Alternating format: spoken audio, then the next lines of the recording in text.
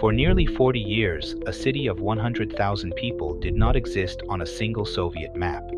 Its name was never printed. Its residents were erased from the census. And in 1957, it caused the second worst nuclear disaster in human history, an event the Soviet government denied for over 3 decades. By the end of this, you'll understand how an entire city can vanish while still standing. After World War II ended, the Soviet Union found itself dangerously behind the United States in nuclear weapons technology. Stalin's government responded the only way it knew how: total secrecy, total speed, and total disregard for the cost. In 1948, deep in the forests of the southern Ural Mountains, construction began on a plant that would define the next half-century of Soviet nuclear power. It was codenamed Mayak.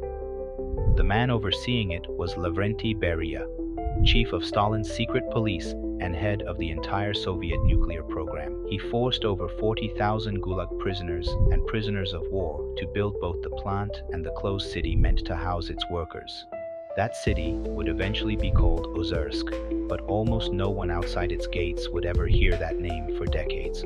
Officially, mail addressed to the site simply read Chelyabinsk, Post Office Box 40.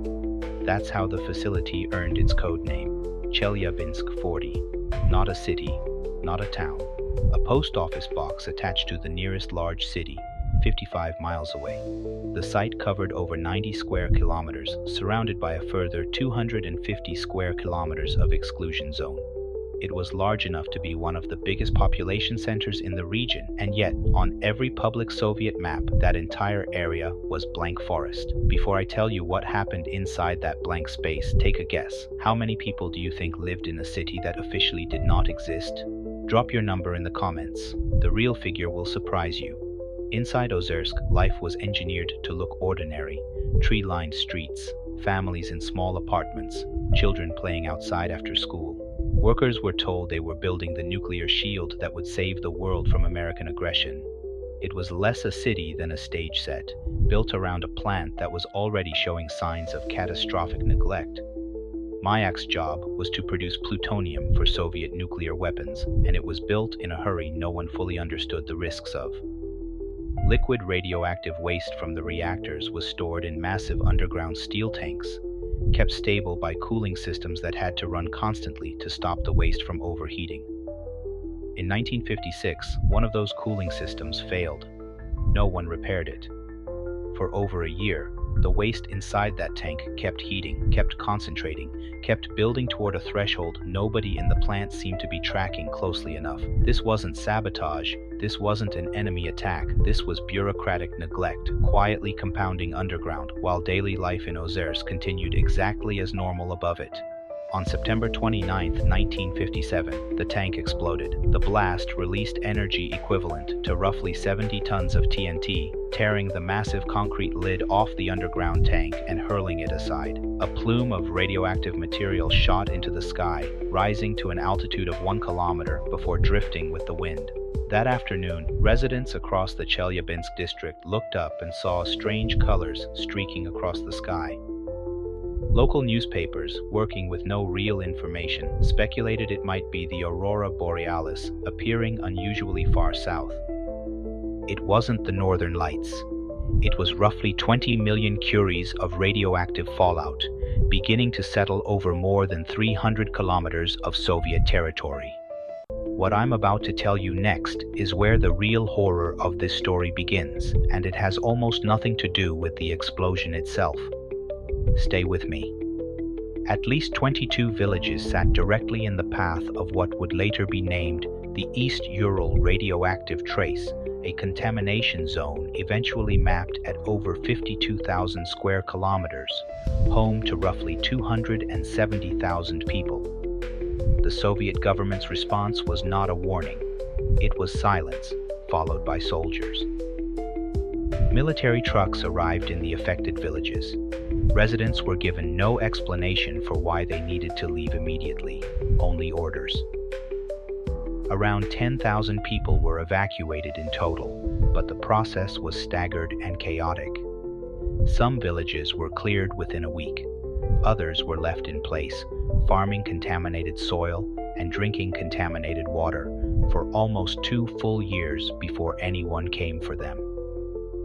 Because Chelyabinsk 40 itself didn't officially exist on any map, the disaster couldn't even be named after the place it actually happened. Investigators and eventually Western journalists settled on the nearest town that did appear on public maps, Kyshtym.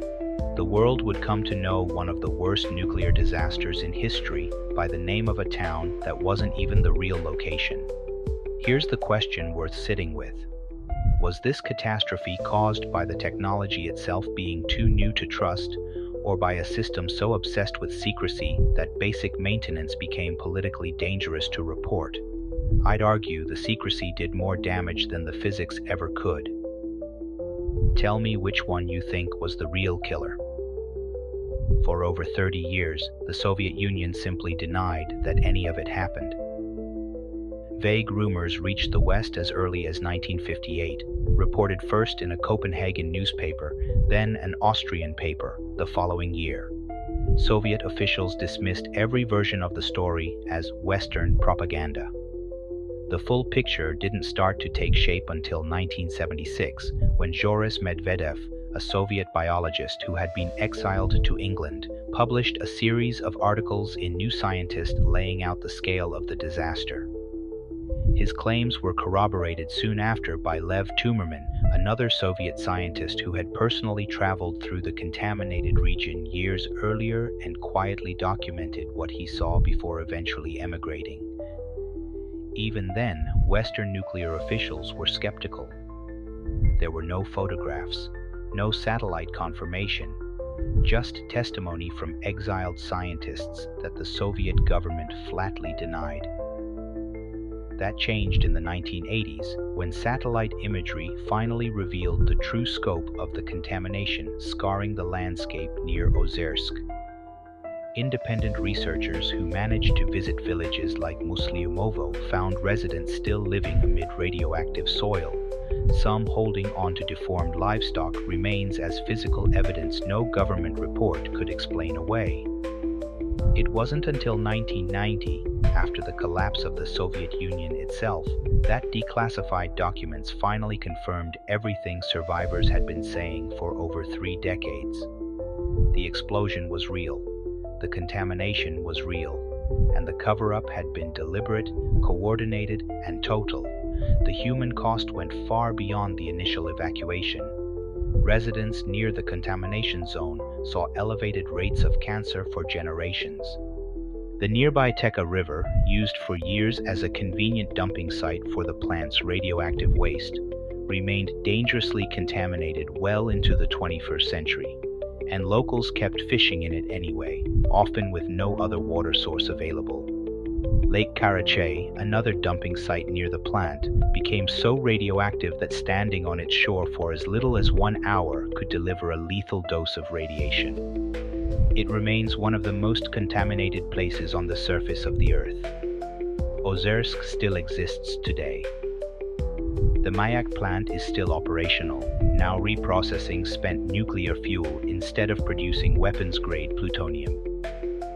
On the surface, the city looks almost peaceful, with lakes, gardens, and tree-lined streets that resemble a quiet 1950s suburb frozen in time.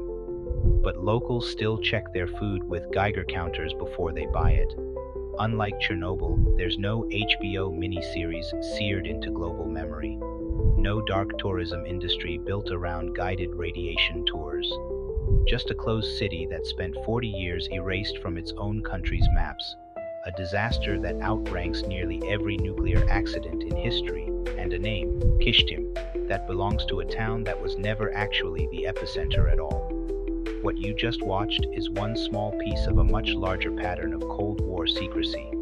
Soviet authorities built entire hidden cities like this one across the country, and most of them still haven't been fully documented. I'm covering another one next, and it's even more unsettling. Subscribe so you don't miss it.